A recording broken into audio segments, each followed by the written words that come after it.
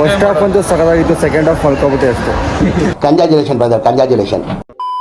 ಇದ್ದೇ ಮುಖ್ಯ. ಫಸ್ಟ್ ನಮಗೆಲ್ಲ ಗೊತ್ತಾಗೋಯ್ತು. ಮಾತ್ರ ಸಖತ್ತಾಗಿತ್ತು, ನಾವಂತೂ ಫುಲ್ ಎಂಜಾಯ್ ಮಾಡಿದ್ದೀವಿ. ಯಾರು ಎಂಜಾಯ್ ಮಾಡಿರೋದು? ನನ್ನ ಪಕ್ಕದಲ್ಲಿ ಬಲ್ಕಾತವ್ರು ಇದ್ರ ಮೇಲೆ ತಲೆ ಹಾಕೊಂಡು ಗಂಟು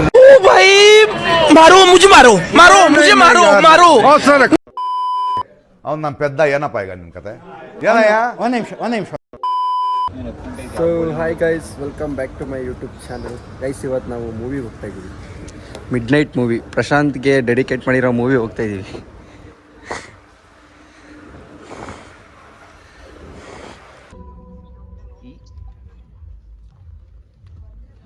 A few minutes later. Guys, ಇವಾಗ ಇಂಟರ್ವಲ್ಲು, ಏನಾದರೂ ತಿನ್ನೋಣ ಅಂತ ಬಂದಿದ್ದೀವಿ. ಬಿಡು, ಬ್ರಾಟ್ ಮೂವಿಗೆ ಇವನಿಗೋಸ್ಕರ ಅಂತಲೇ ಕರ್ಕೊಂಬಂದಿದ್ದು.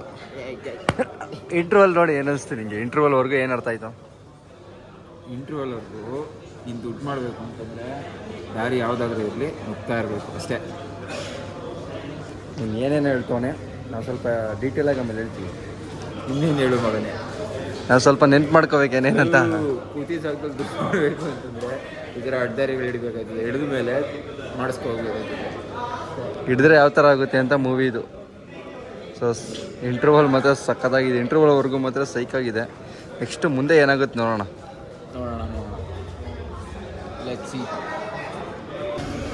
ಗೈಸ್, ಫೈನಲಿ ಸಮೋಸ ಬಂತು. ನೈಟ್ ಶೋಗೂ ಈ ಥರ ರಶ್ ಇರುತ್ತೆ ಅಂತ ಅಂದ್ಕೊಂಡಿರಲಿಲ್ಲ. ನೋಡಿ ಎಷ್ಟು ರಶ್ ಇದೆ. ಗೈಸ್, ಇವಾಗ ವಾಟರ್ ಬಾಟಲ್ ತೊಗೊಂಡು ಹೋಗ್ತಿದ್ದೀನಿ. ಆಲ್ರೆಡಿ ಮೂವಿ ಸ್ಟಾರ್ಟ್ ಆಗಿಬಿಟ್ಟಿದೆ. ಆವಾಗಲೇ ನಿದ್ದೆ ಬರೋ ಥರ ಆಗಿಬಿಟ್ಟಿದೆ ನನಗಂತೂ. ನೋಡಿ, A few moments later. Guys, movie ಮಾತ್ರ ಸಖತ್ತಾಗಿತ್ತು, ನಾವಂತೂ ಫುಲ್ ಎಂಜಾಯ್ ಮಾಡಿದ್ದೀವಿ.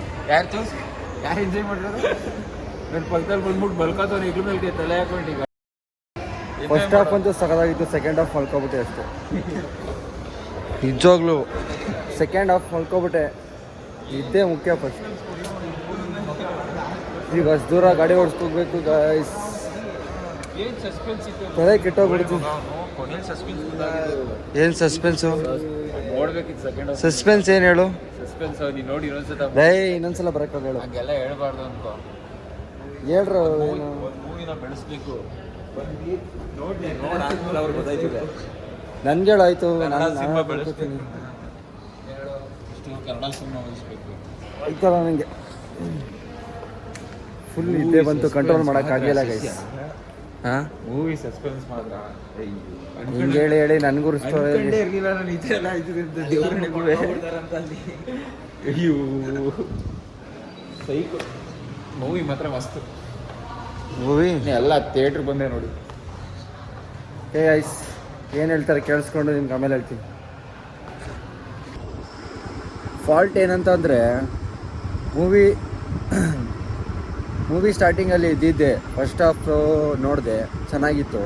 ಸೆಕೆಂಡ್ ಹಾಫ್ ಮೇನ್ ಟ್ವಿಸ್ಟಲ್ಲೇ ಮಲ್ಕೊಬಿಟ್ಟಿದ್ದೀನಿ ನಾನು. ಸೊ ಮೇನ್ ಮೂವಿ ಇರೋದು ಸೆಕೆಂಡ್ ಹಾಫಲ್ಲೇ ಮೂವಿ ಕರೆಕ್ಟಾಗಿ ಕ್ಲಿಯರಾಗಿ ಅರ್ಥ ಆಗೋದು ಸೆಕೆಂಡ್ ಹಾಫಲ್ಲಿ. ಬಟ್ ನಾನು ಸೆಕೆಂಡ್ ಹಾಫೇ ಮಲ್ಕೊಬಿಟ್ಟಿದ್ದೀನಿ. ಸೀರಿಯಸ್ ಆಗೇನೋ ಅರ್ಥನೇ ಆಗಲಿಲ್ಲ ನನಗಂತೂ. ಸೊ ಬೆಟ್ಟಿಂಗ್ ಅನ್ನೋದು ಒಂದು ಐಡಿಯಾ ಇತ್ತು ಅಷ್ಟೇ. ಅದೇ ಈ ಮೂವಿ ಬೆಟ್ಟಿಂಗ್ ಬೇಸ್ ಮೇಲೆ ಮಾಡಿರೋದು ಅಂತ. ಬಟ್ ಟ್ವಿಸ್ಟ್ ಸಖತ್ತಾಗಿತ್ತಂತೆ, ನನ್ನ ಫ್ರೆಂಡ್ಸ್ ಹೇಳ್ತಿದ್ರು. ಬಟ್ ಏನಂದರೆ ಮಲ್ಕೊಬಿಟ್ಟಿದ್ದೆ, ಅದೇ ಫಾಲ್ಟ್ ಆಗಿದ್ದು. ಹಿಂಗೇನೆ ಯಾವಾಗಲೂ ನೈಟ್ ಮೂವಿಗೆ ಹೋದ್ರು ಅಂತೂ ನಾನು ಸೆಕೆಂಡ್ ಹಾಫ್ ಅಂತೂ ನಿದ್ದೆ ಮಾಡೇ ಮಾಡ್ತೀನಿ.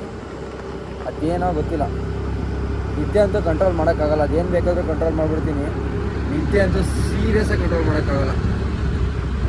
ಈಗಾಗಲೇ ಎಷ್ಟು ಗೊತ್ತಾಗ ಇಷ್ಟು ಟೈಮು 1:30. ಒಬ್ಬನೇ ಹೋಗ್ತಾ ಇದ್ದೀನಿ ರೋಡಲ್ಲಿ. ನೋಡಿ,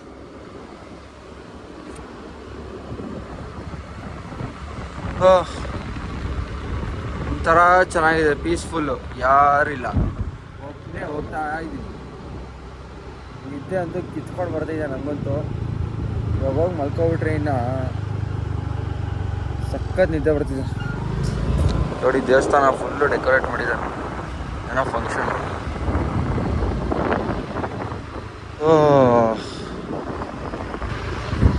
ನನಗಿವಾಗ ಹೆಂಗೆ ಅನಿಸ್ತಿದೆ ಅಂದರೆ, ಮಧ್ಯರಾತ್ರಿ 1:30-2 ಗಂಟೆ ಒಬ್ಬನೇ ನೈಟ್ ಔಟ್ ಮಾಡ್ತಿರೋ ಥರ ಫೀಲ್ ಆಗ್ತಿದೆ.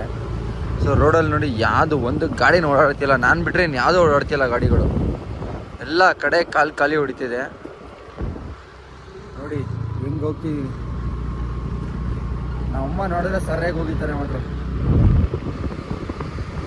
ಯಾರೂ ಇಲ್ಲ ರೋಡಲ್ಲಿ.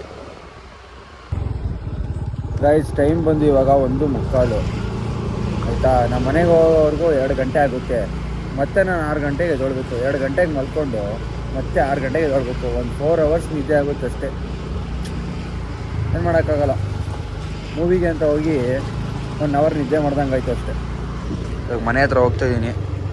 ಸೊ ನಿಮಗೆ ನಾನು ಮತ್ತೆ ನಾಳೆ ಸಿಗ್ತೀನಿ.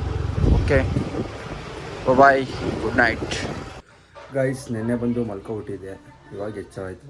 ಸೊ ಎದ್ಬಿಟ್ಟು ಇವಾಗ ಟೈಮ್ ಬಂದು 2:45 ಮಾರ್ನಿಂಗು. ನೈಟ್ 2 o'clock ಬಂದಿದ್ದು.